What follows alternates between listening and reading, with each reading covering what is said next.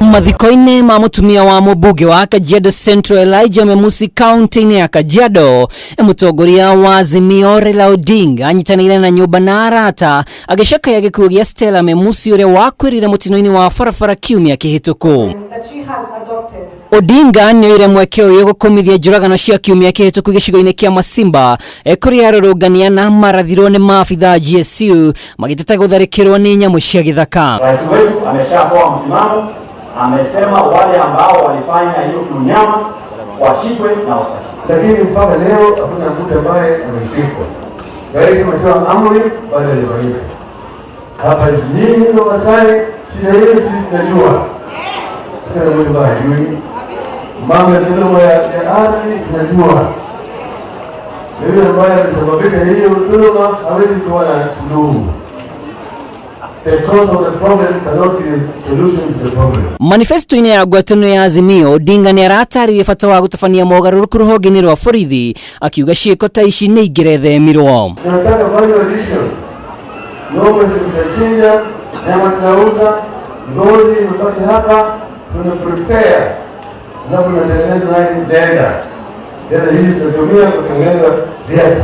Gukire ugu ateti kuma gicigo giki ni magathiririe manifesto ino ta kiambiriria kia utongoria murungiriru. Tutakupigia kura, tutasimama na wewe kwa sababu tunajua kilio chetu, marginalization yetu, shida zetu wewe unasielewa.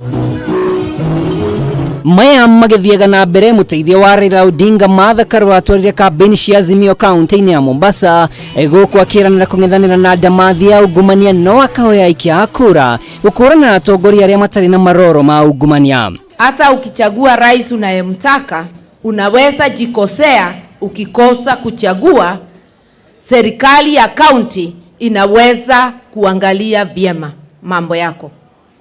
Na ndio nasema serikali ya kaunti ni MCA na governor. Hawa wengine ministers wanakuja kuchaguliwa na governor mwishowe.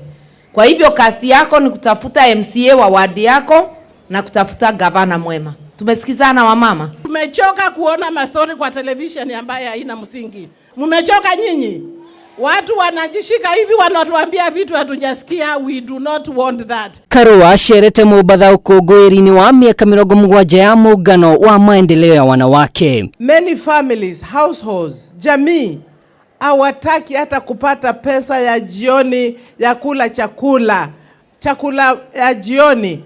Akasema 2 million households zitapata 6,000 shillings kila mwezi. Akisema gharama ya maisha itashuka, ni kumaanisha lazima ataangalia bei ya chakula.